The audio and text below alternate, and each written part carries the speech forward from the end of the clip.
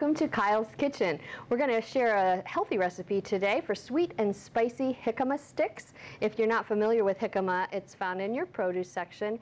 According to Wikipedia, it's available all year, but I've tried to find it here in Alliance at like in the middle of winter, and it's not there. So obviously around this area you have to get it in the summer and the fall. But it does come from Mexico and South America, and it looks like this. I have peeled away some of it in case you've never used it. We're going to talk a little bit more about jicama itself in a minute, but it's a great snack if you like water chestnuts, potatoes. It's kind of that texture. So these sticks call for some grated lime zest. You're going to need a third of a tablespoon of lime zest.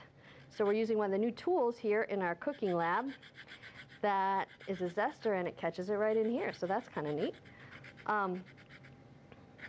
And then we're going to cut these limes and get the lime juice that we need, which is 3 tablespoons of lime juice. Now this is a recipe that has to stay in your refrigerator for 6 hours to overnight. And the ones that are done here, actually I made yesterday, so they've been in the brine that we're making for about 24 hours. So we'll put in the lime zest, if I can figure out their new tool here. Might have to scrape it off of here with a knife. There we go.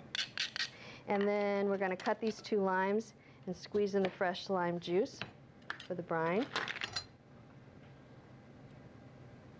And if you let them warm up to room temperature, lemons or limes, and if you roll them around for a while too, supposedly you can get more juice out of them. I think to make about each half makes about a tablespoon, so we're going to go ahead and put in both though. So we'll cut the second one. Jicama, you can just use it on salads. It can be baked, fried, it can be cooked or raw, but I've only eaten it raw. I've never tried to actually cook it, but at least it gives you some variety as far as vegetables go. So we don't have a juicer, so just using our hands today. And the next part that goes in there is 1½ tablespoons of maple syrup, or you can use sugar, or you can use honey.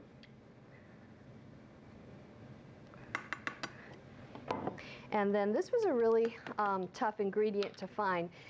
It calls for chipotle chili in adobo sauce plus a teaspoon of the sauce. So we're going to use kind of a substitute, which is just the closest I could find is a chipotle sauce, and I couldn't even find a chipotle chili. So we're going to put in a little bit of that sauce, and then we need 1½ teaspoons of salt,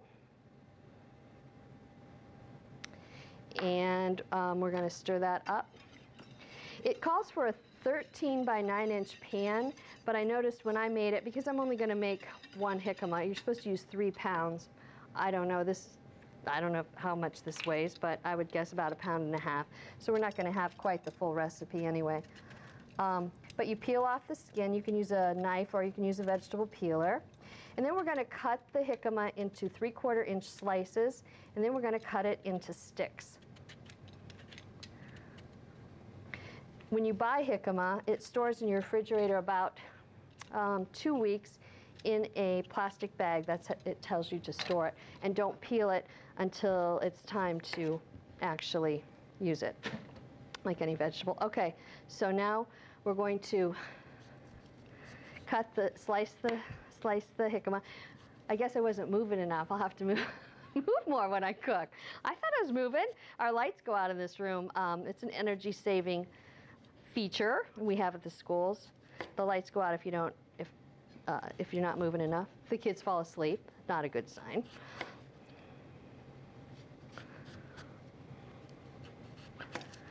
All right, so we've got our slices, and you can use one of those fancy cutters if you want to make them a little fancier, but you're just going to cut them into sticks. And one of our assistants today is fairly new to Channel 11, Zach Nachera, and he doesn't know this, but I'm going to have him come up and sample it. And you can't even say you're allergic to jicama, because I know you're I've never heard of anybody because nobody eats it. So in a few minutes we're going to have him come up and sample the ones that are done. So you would just put them in the brine, and then you're going to turn them a couple times. Then you cover them with plastic wrap and put them in the refrigerator, as I said, for 6 hours to 24 hours.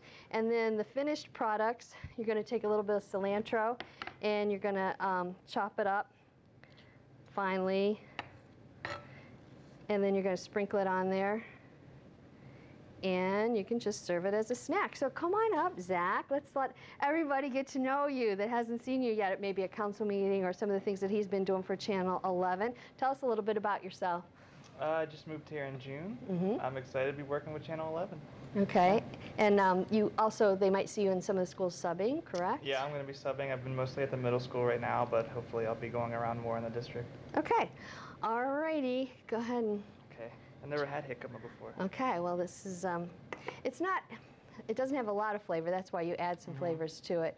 But it's not offensive in any way. It's not like, No, you know, it's people don't like actually the really good. texture of mushrooms or something, but this is just a crunchy. Kind of like a raw potato. Yeah. You ever have raw potato? Yeah, I like raw potato. Me too.